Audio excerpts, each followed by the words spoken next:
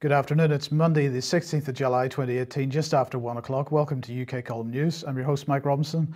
And joining me via video link from the United States is Patrick Henningsen. Welcome to the program, Patrick. Good to be with you, Mike.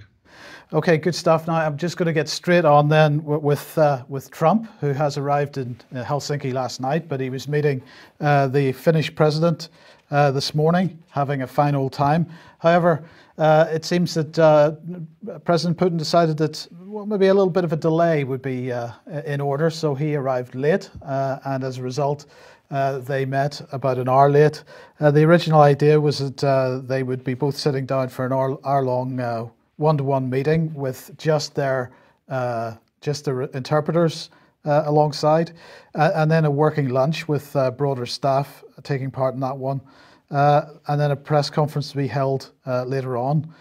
So with the delays this morning, I think they were all running about an hour late. I'm not sure how that schedule will change. Trump, in his press conference, said that the Russians did particularly well with the World Cup. He said it was the best one ever. And he said that we, as in the US and Russia, have not been getting on very well. It's getting close to 2 years. Getting along with Russia is a good thing, not a bad thing. And so he hoped that they would discuss a wide range of topics and that they would perhaps do something about their nuclear arsenals. But Patrick, it is increasingly clear that it's pretty difficult for Trump to come away with anything here that isn't just going to be ripped to shreds by the usual suspects. Yes, indeed. I think this is what we said a couple of weeks ago when asked about the prospect of this meeting. I think on Crosstalk on RT, and I said no matter what Trump does and how this goes, he's going to be maligned by the U.S. press, by the mainstream media in the U.S. There's no getting around that. So the only really chance that this U.S. president has is to basically spring the trap. And this is what he's done. This is what's happening. So he's going to get it no matter what from the U.S. press. But he has an opportunity to go over the head of the press and go, directly to the global public, as it were. His base in the U.S. They're going to support what he's doing no matter what, and his critics are going to attack him no matter what. But there's a chance, at least globally, if some of this fizzles out or burns out, that globally the United States can be seen at least to make some positive overtures towards Russia, no matter how many conspiracy theories are being pumped out by the establishment press and the political establishment in Washington. Well, let's talk about the political establishment in Washington slightly, because here's Nancy Pelosi tweeting out yesterday. This would have been Friday or Saturday. Donald Trump must immediately cancel his meeting with Putin. And this getting a typical standard response on Twitter. What are you people afraid of? What is so scary about the fact that Trump is meeting Putin? So the U.S. political establishment, at least on the Democratic side, hysterical, as we were talking about on 21 Wire last night. What's the response been like on the Republican side so far? The Republican side, a lot of people on the Republican side will sort of stand back in a neutral way. They'll support the president. I mean, a lot of people who formerly were never Trumpers have now sort of lined up behind the president, like Lindsey Graham from South Carolina, for instance, generally supports Donald Trump now, even though before he was with John McCain as a never Trumper during the campaign and sort of during the first few months of the Trump's first term. So we'll see. I mean, but it's the Democratic opposition which dominates all the major networks, which is CNN, MSNBC, and right the way across the print or the establishment newspapers like the Washington Post, the New York Times, the LA Times, etc. So that's what you're going to see dominating, and has been dominating from this morning, right the way through the news cycle today, and probably through tomorrow as well. And there'll be sort of these crisis meetings on CNN, these roundtable discussions about, well, what are we going to do now? The president is meeting with the enemy. And so the fact that the Democratic House leader or someone like of the stature of Nancy Pelosi would sort of demand that the U.S. have no diplomatic relations with a major UN Security Council partner, a nuclear power, a major geopolitical player like Russia, it says a lot, and I think that's really what's behind all the kind of fabricated reports that are being floated out, or the phantom indictments by the DOJ and so forth. It's really about keeping relations between the U.S. and Russia on ice.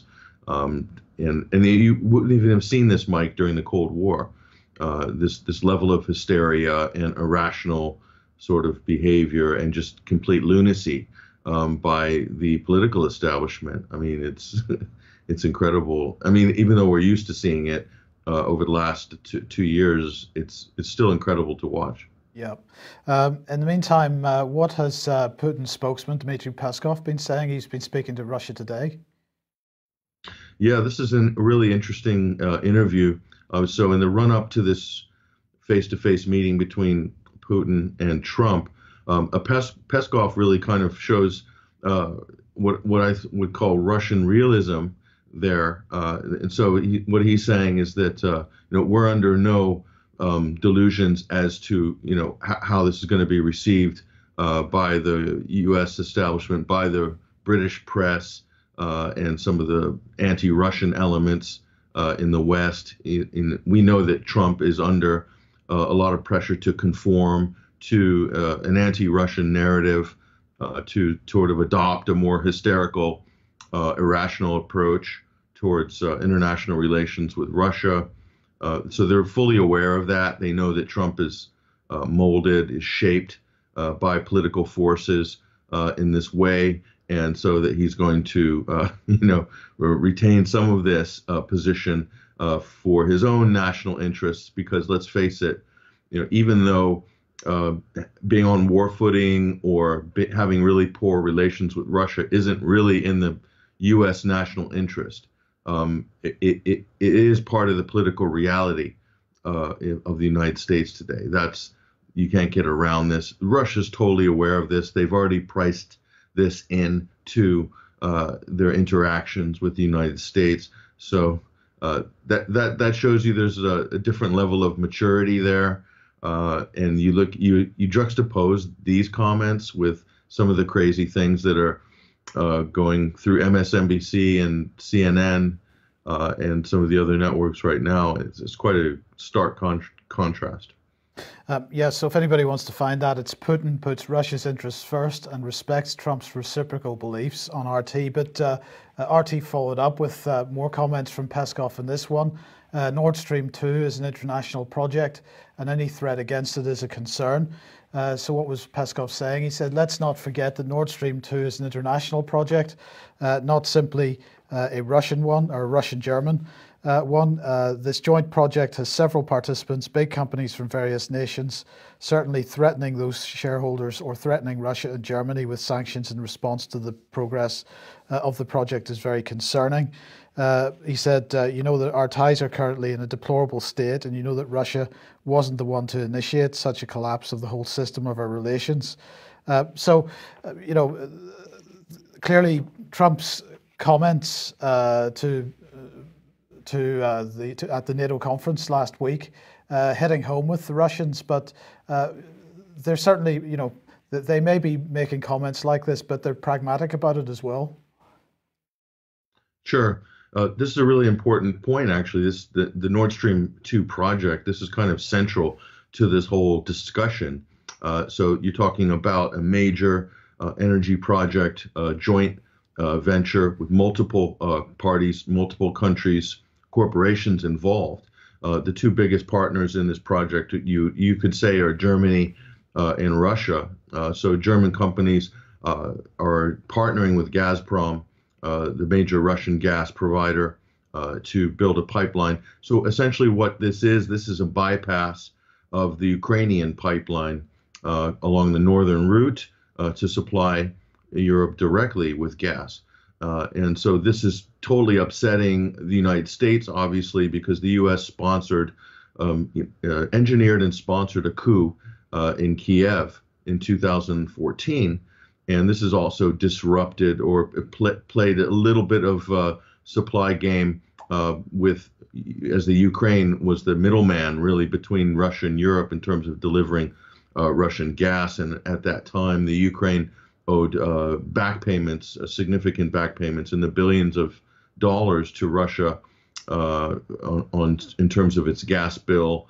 And Russia had already subsidized cut rate prices for the Ukraine, but so the U.S. used this when they were sort of puppeteering the new government in Kiev, were using this gas debt and using this poor record of relations between Russia and Ukraine as sort of bargaining chip back and forth. So for Germany, they can't afford to not have a steady supply of energy. You have to remember, the European Union. We spoke about this on the Sunday Wire last night. The European Union is the largest common market in the world. So when you have an economic machine of this size, it needs energy security. It needs a steady supply of natural gas in this case, and oil and other forms of energy, which it gets from different partners. But in terms of Germany being the economic powerhouse of the EU, it needs energy security. The United States is not going to supply Germany with energy security. Russia is going to be its regional partner to guarantee that. And if you look back in history, this exact same situation or very similar situation took place in the early 1980s when Ronald Reagan was president. And at that time, the Soviet Union was proposing a pipeline from Siberia to West Germany and to connecting into other major hubs in Western Europe. And the United States opposed this vehemently. This is almost like a repeat of the Siberian pipeline scenario. And what Reagan did was then threatened sanctions against European companies involved in that project. Exactly what we're seeing the threats being made here. And guess what happened in the end? You know, this required the governments of Germany and France, etc., to acquiesce to Ronald Reagan's demands at that time. And what did they do? Those governments did not. They backed their companies and they said, we're going to back you. And they basically told Washington where they could go on this issue. And so guess what? That effort collapsed by the United States. They weren't able to enforce that. So they're not going to be able to enforce an economic statecraft attack on Germany, for instance, over the Nord Stream 2 pipeline. It's ridiculous. So, you know, the United States thinks it can throw a bunch of bottled LNG onto a tanker and, you know, ship it from the U.S. East Coast to Germany and load them up with expensive LNG that costs twice, 3-4 times the price to ship subsidized LNG, in some cases, liquefied natural gas, and that somehow that's going to power the baseload electrical requirements that Germany needs every morning to light up this country. No way. Where they're going to get that energy is from Russia.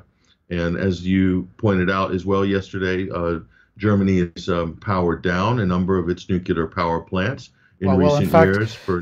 In fact, it's going to remove all nuclear capability. It's civilian nuclear power generation by, I believe it's 2022 at the latest. So Germany will have no alternative but either renewables or gas. Yeah. So, Mike, it's a fait accompli.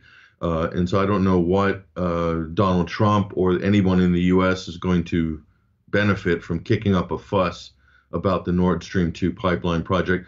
And by the way, the South Stream pipeline project is not completely dead now either. So the political climate has shifted and changed significantly since the winter of 2014. The Turk Stream pipeline project between Russia and Turkey. I mean, you have to look at their relations were at all-time low after Turkey shot down a Russian fighter jet in the fall of 2015.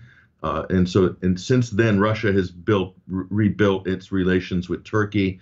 They're cooperating on the Astana process. So it's not a perfect relationship, but it's certainly improving. They've resumed work on the Turk Stream pipeline that can conceivably run gas into southern Europe. But the South Stream pipeline itself could go ahead. Bulgaria and some Eastern European countries may eventually fully resolve all of their disputes.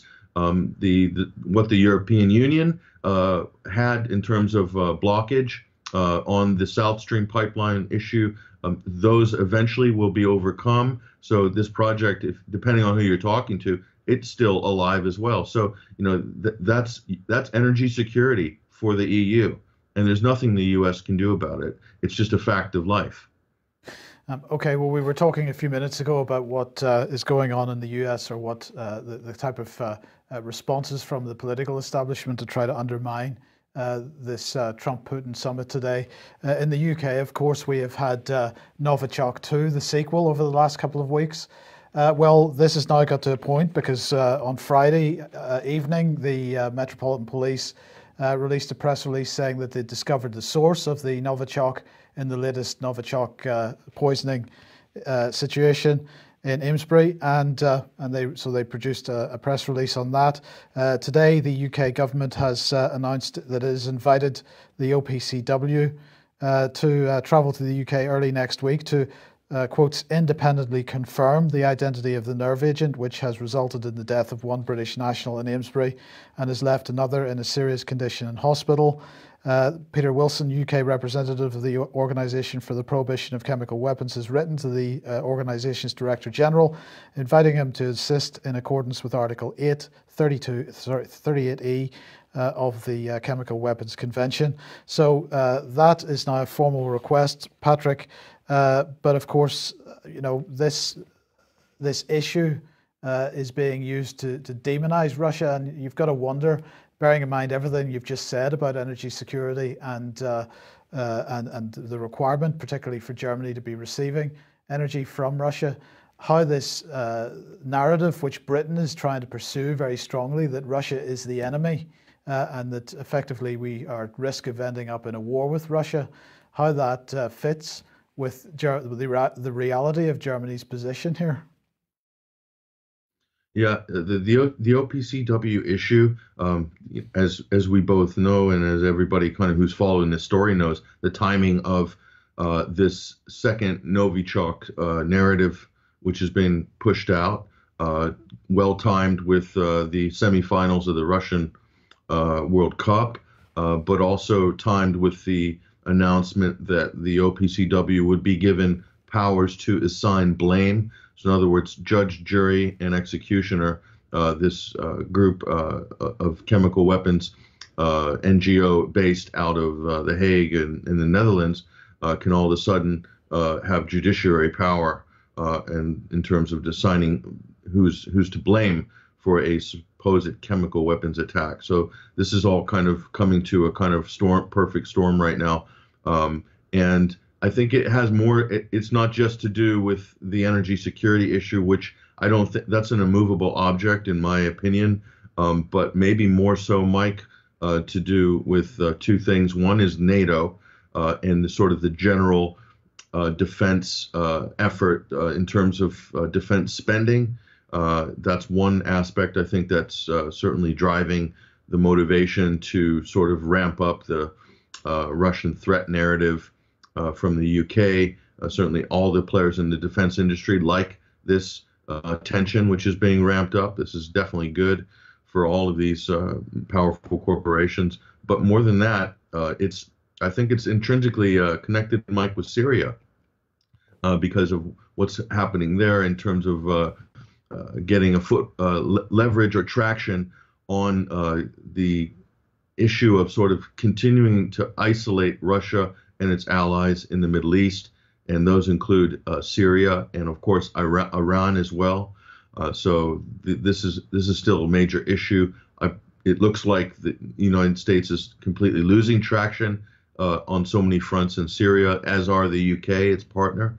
But that doesn't mean they're going to stop fighting and trying to continue to create problems by the nature of their military occupation in parts of Syria along the Syrian-Iraqi border. So I think in terms of the whole chemical weapons narrative, they still have to justify previous claims of chemical weapons use. So even though the attack from Duma is in the rearview mirror, they still have to shore up that narrative. They can't afford to let go of that and allow that to sort of disintegrate. That's still a major. So in other words, they're having to retroactively shore up a lot of these very shaky historical events, which foreign policy has been built on top of. And those include Duma, that's Khan Shehun the year before, that's Eastern Ghouta in August 2013. I mean, if you look at the whole the Anglo-American foreign policy pyramid that's been constructed is really on the basis of all these chemical attacks. It's a house of cards. And so in that way, Mike, I would say that the Skripal parts 1 and 2 are also help to reinforce that house of cards going forward. I mean, if you look at it from what it truly is, there's little or no evidence to support any of these claims, and they're as dubious as you can get in terms of international incidents. But the establishment needs to keep going. They need to double down. They need to keep shoring up these narratives going forward. It's going to become harder and harder. It's going to become a lot tougher.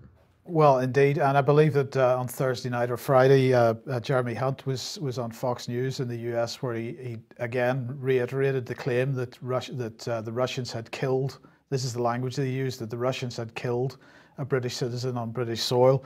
No evidence for that whatsoever. Look, we got to move on. Let's go to Brexit. And Justine Greening, the former Education Secretary, coming out today, intervening in the whole Brexit charade. Claiming that we now need a second referendum. So this is now somebody on the Tory side claiming a second referendum on this whole thing. Now this comes as they are intending to debate the new customs bill in the House of Commons today. And the Democratic Unionist Party, well, let's just bring the BBC in here for a bit of fun. The Democratic Unionist Party, who of course, having received their £1.2 billion bung, to shore up Theresa May's government, are now looking to get a legal guarantee. So they've had multiple assurances from the British government that there will be no hard border between Northern Ireland and the rest of the United Kingdom. And they're now looking for that to be enshrined in law, perhaps in this customs bill. Whether the government is prepared to go that far, I don't know. But of course, if they withdraw their support from Theresa May on this basis, then effectively her government can't survive. So it's looking like things getting pretty tricky for her at the moment. Well, we've said from the beginning, Patrick, that this whole thing was a charade, and various people saying that they could end up at the end of the day with a situation where half the Tory party can't agree on the Brexit deal that she has presented, and the other half can't agree on leaving with no deal. So it's it's pretty hard to see how she can actually move forward from this point. Yeah, there's a bit of a minefield there, Mike, and I think we had mentioned this in previous analysis on this issue, that indeed Brexit, or the scarpering of Brexit, even though structurally it's been a very weak effort from the very beginning, in fact, but the actual sort of derailment of this, the official derailment, could come down to some minor detail or relatively sort of smaller event, or like the hard border issue in Ireland. So that and sometimes these types of situations, they always do come down to smaller details, like this issue. So one could look at this, Mike, and say, well, that's easily resolvable if we do X, Y, and Z.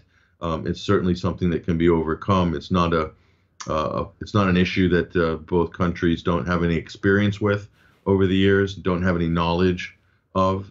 So it certainly it's resolvable, but that in sort of giving putting an official reason on the failure of Brexit, it would certainly be nice and convenient to blame it on a person or something, an issue like something we just can't overcome, and that could be the Northern Irish border issue. Yeah, I believe that's exactly right. It's an insurmountable problem, Patrick, from the very beginning, I've been trying to keep the original David Cameron white paper, the best of both worlds, in people's minds.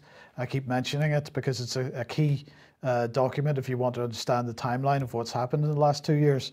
But Justine Greening, in fact, reminded everybody of that herself, where she said that this situation we're in at the moment is the worst of all worlds. So she was clearly sort of harking back to that original document. That's, I think, the second or third time we've seen people mentioning that in the last couple of days. So hopefully that point is being appreciated. Now, let's move on to is this good news?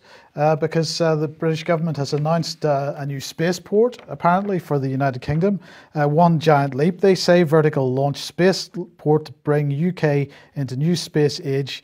The UK is set to build on its world-leading expertise in aerospace with the development of vertical and horizontal spaceports. The industry strategy funding awarded to proposed vertical launch spaceport in Sutherland in Scotland. So, that's fantastic. They've got a nice little explanatory video on the website and so on, so you can go and have a look at that if you wish. And then in parallel with that, we discovered that Lockheed Martin has been given a whole wedge of money in order to come and produce some rockets to actually launch from this vertical spaceport. They've been given UK Space Agency grants totaling £23.5 million, with a further £5.5 million going to a British company called Orbex to build some of the rocket technology for this. So this builds on awards of £2.5 million to the Highlands and Islands Enterprise to develop this spaceport. Well, this is amazing because actually Britain had the capability to launch satellites in the 1960s and the 1970s through Blue Streak originally, and that was cancelled, and then through Black Arrow, and unfortunately that was cancelled as well. Of course, both these projects were cancelled on the basis of Britain attempting to enter the European Union. So here we are now, a few decades later, and we're now paying a private company to try to redevelop the technology that we had in the 60s and the 70s. And it should be noted, Patrick, that Britain, as of this year, up until now, Britain is the only country on the planet to have successfully developed and then cancelled a satellite launch capability. Every other country on the planet to have developed satellite launch capability has either retained it through their own space programs or they have, in the case of France, they've rolled it into the European space program. But nonetheless, it's not lost to them as a nation. But apparently, not only are we going to throw away pots of money on the F-35 to Lockheed Martin, but we're now bringing Lockheed Martin in to try to recover some technology that we already had. Quite amazing. I think how can you not look at this announcement or this nice fancy video and animation as being sort of part of a symbolic announcement to sort of somehow make it seem like could be a benefit of Brexit. I don't know. Certainly, this is looks like a PR exercise by the government, Mike. But I'm sort of going to remind people just briefly that to build a rocket program, a viable sort of space program, this takes decades of work. This is through universities, research, testing. This takes decades. The United States doesn't even have a fully formed operational rocket program. Consider that. Where has the U.S. been buying and getting its rockets from for the last few decades? Well, they're getting it from Russia and the former Soviet republics. So they have a viable space program. So they're supplying the United States with booster rockets. to take its astronauts up to the International Space Station. I just think, Mike, how long is it going to take to develop this? And this isn't like developing a car. This is much more difficult, much more expensive, and it takes a lot longer, I think. And there's a lot more risk involved, actually, because there's no room for failure. If you want to talk about national pride, then it's. I don't think any incident or accident the space program would have trouble overcoming if there were anything unfortunate happen. This is why you tend to go with a sure thing, and Russia has that sure thing. China has a really well-developed space program as well. So they're decades ahead, Mike. I don't know. Britain will be really starting from the back. And what's the point? Is it worth the money in terms of building national pride? Well, there can be no national pride in this, Patrick, because it's Lockheed Martin's project at the end of the day. We're simply throwing money at a globalist private company. There's no national pride in this, I don't think. But the cartoon looked really good, though. So yes. I don't know, Mike. The CGI graphics were beautiful. I mean, they're really inspirational. And to see the Scottish Highlands being polluted there by a massive burst of toxic fuel there across the beautiful, untouched wilderness, it's inspirational. You have to admit, Mike, it really is. Well, it's just as well that they're only talking about satellites and not putting any humans into space, bearing in mind Lockheed Martin's oxygen problems with the F-35. Let's put it that way. Now, you mentioned China, and of course they do have a burgeoning space program at the moment, but more anti-Chinese rhetoric from U.S. Establishment here in the Financial Times. Globalized business is a U.S. security issue. So this is interesting. So we'll see how far this goes in terms of, this is the Financial Times has floated this out. This is kind of more of a positional piece, a sort of short article, but it's kind of a firing out a little salvo there as they're going to sort of start politicizing as the potential trade wars start ramping up between the U.S. and China. And this is a very real issue, Mike. China will probably launch some sort of legal action in the World Trade Organization. It'll launch a WTO action against the U.S. Over tariff threats. So you're talking about China and the U.S. Going at it in a world sort of legal challenge. And so China will be possibly looking for damages in this if it feels, or if the WTO decides that the U.S. is in violation of sort of basic norms in terms of trade. So the Financial Times is then sort of jockeying for position on this issue, on this article. So it is very interesting that to see the financial press kind of working on the fringes of this issue, and so we could see this in terms of positioning China as if Russia isn't going to fit the bill for the real global rival for the U.S., for the West, will China do it? Is this going to be an economic fear-mongering by the Western press? Is this how it's going to go, at least in the short term? We'll see. Indeed, and I'll just put it back up on screen in a second, because you've delivered a balanced, rational explanation of what's going on here, unlike the language being used in the article itself. So just before we leave this, I just want to mention that, because the first paragraph here says, when Donald Trump upsets free market liberals with new tariffs, the US president's critics tend to pin the blame on him alone. Trump's trade war, as the shorthand goes, is either a negotiating position or the latest manifestation of what many see as a full-blown personality disorder. That's quite strong, really, isn't it? Just briefly. Yeah. Well, you're right. I think it is correct to look at these trade threats as a kind of a Trump positioning for a better deal for the United States. I don't think the Chinese are naive either to know that's what's happening. And the same goes, Mike, for foreign policy. the North Koreans are totally understand this is the style of this president. I think it's becoming, people are getting used to, this is how hardball negotiations are going to be done with the United States on all these issues. So it's funny that the press haven't the press haven't come to that realization completely, although the rest of the political leaders around the world, any of them who are smart anyway, will have already come to that conclusion. Okay, here is Yuri Fedotov on screen at the moment. He's executive director of the UNODC, the UN Drugs Control Organization. Now, he was speaking at the OSCE, that's the Organization of Security Cooperation in Europe, anti-drugs conference this morning, and he said, he said this: opium production worldwide has reached highest ever recorded by UNODC. This follows on from the 2018 UN World Drug Report, which was published about 4 weeks ago now. What is it showing?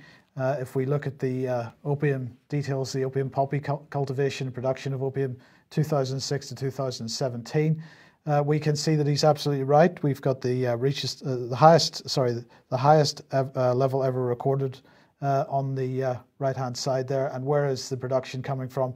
Well, of course, Afghanistan. Now, this is an issue that we've been discussing many, many times on this program, Patrick, particularly because, of course, what had happened in 2001, just prior to us intervening in that country, the UK and the United States, was that the Taliban had effectively shut down opium production. Now, of course, things have changed in the last 18 years. And now it is mainly the Taliban that's driving this opium production, because of course that's what they're using to fund their activities now. But this is a situation which has been engineered by the UK and the United States, who, if we remember, during the period of the occupation in Helmand province, for example, which is where the main opium production area, the UK was absolutely promoting opium production, opium farmers. They were distributing leaflets at that time saying, we understand that you really don't have any choice but to use this as your cash crop. So they have encouraged this situation. And now we're in the situation that effectively opium production in Afghanistan is controlled by the people that apparently we went into Afghanistan in the first place to control and to destroy their infrastructure. So it hasn't really been the most successful operation, or has it? Yeah, I mean, I think you got to look at this in a commodity, from a commodity point of view, and supply and demand. So what that chart tells you that you just shown, Mike, is that the supply has been creeping up and is stabilized at high levels globally. And so who are the biggest beneficiaries in terms of consumption and sales of, let's say, heroin? It's going to be the more wealthy Western countries. I think it's extraordinary that in the 1990s, in late 1990s, and the price of heroin on the street gotten so high, Mike, that it was not the sort of, wasn't as fashionable or the drug of choice for drug users. And then all of a sudden, post 9/11, the global market, especially in the US and Western Europe, is flooded with cheap heroin. And so what's going to happen? That's going to stimulate use in the market. And then so that's a pretty easy equation to understand. Now let's look at Afghanistan. This year has been one of the biggest years of violence in Afghanistan, despite the so-called ceasefire. The UN's reporting a record high civilian death tolls in Afghanistan. How many years later are we since the US first invaded and occupied under the NATO banner Afghanistan? So it's been like 17 years now. And so we have record-breaking civilian deaths this year. So yeah, on both fronts, on the drug front, it's a bad picture. But also on the actual Afghanistan front, it's not much of an improvement either. So, you know, and I'm not going to say that the Taliban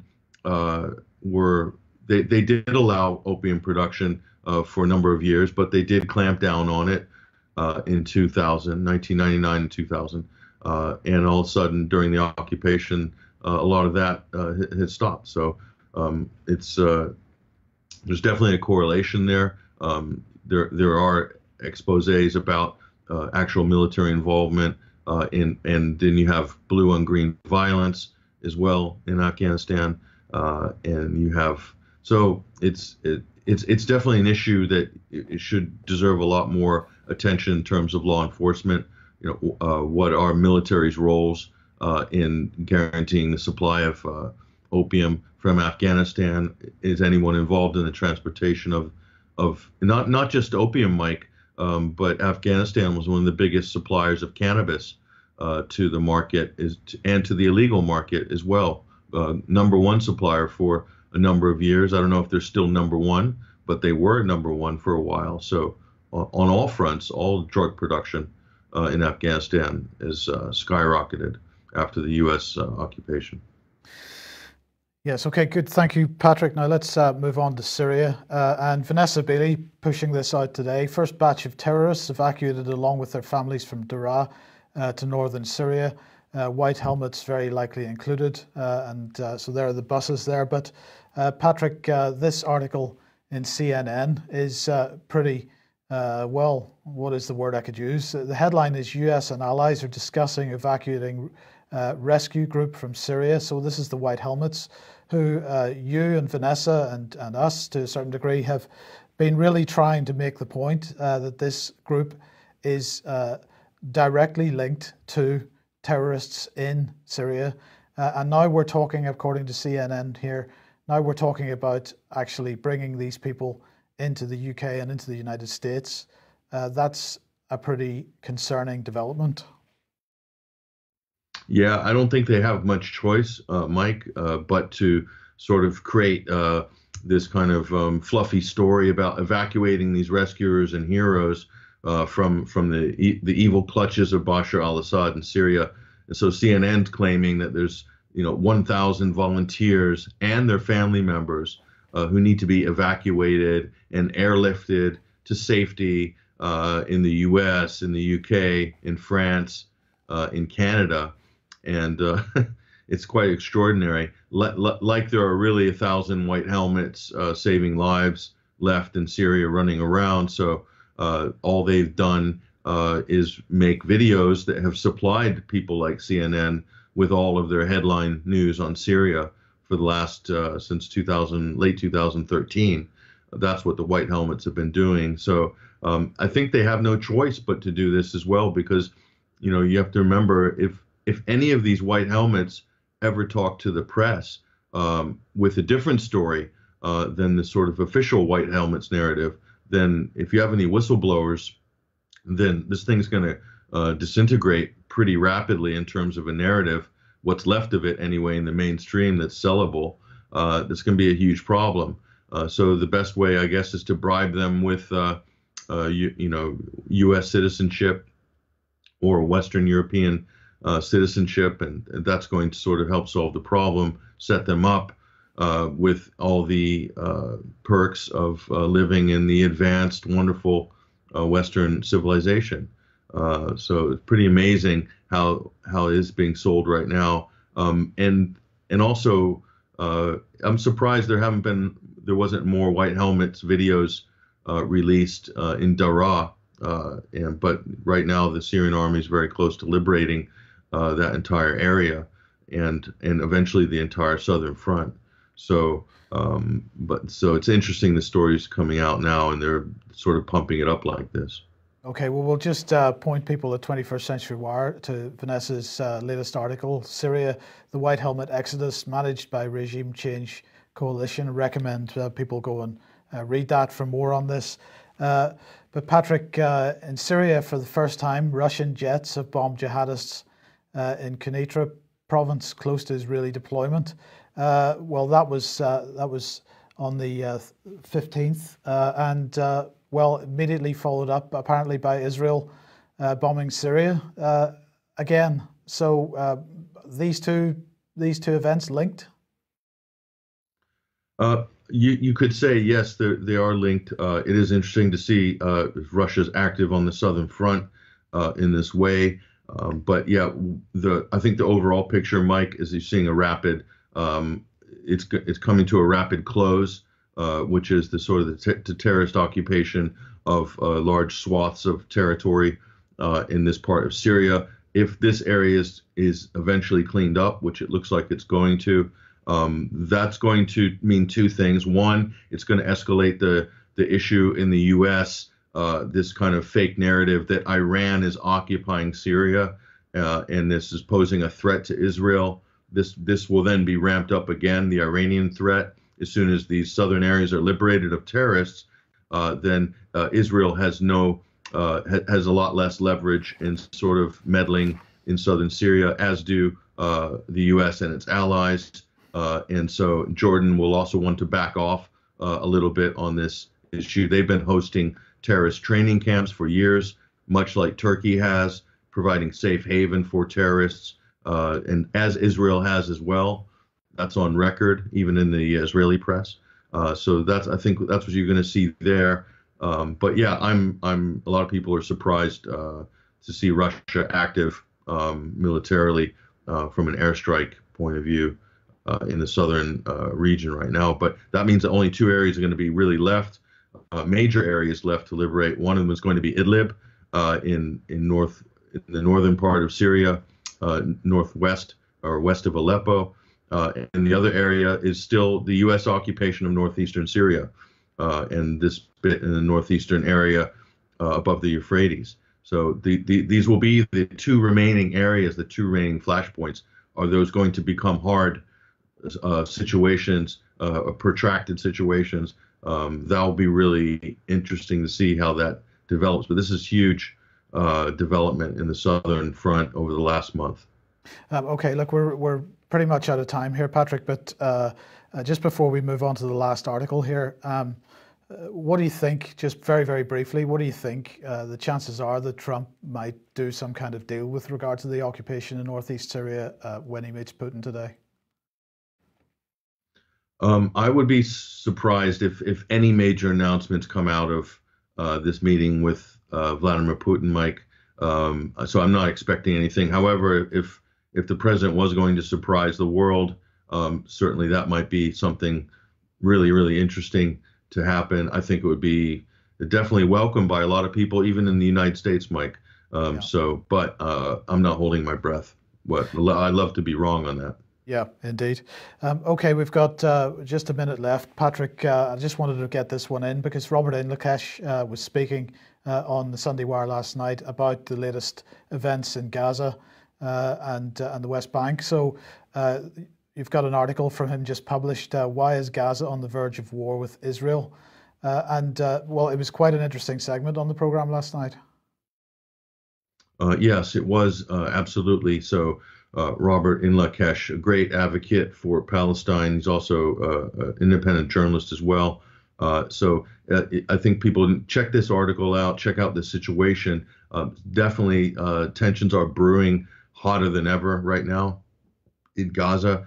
So the Israel has positioned its assets right now, and we've seen this happen in July in previous years.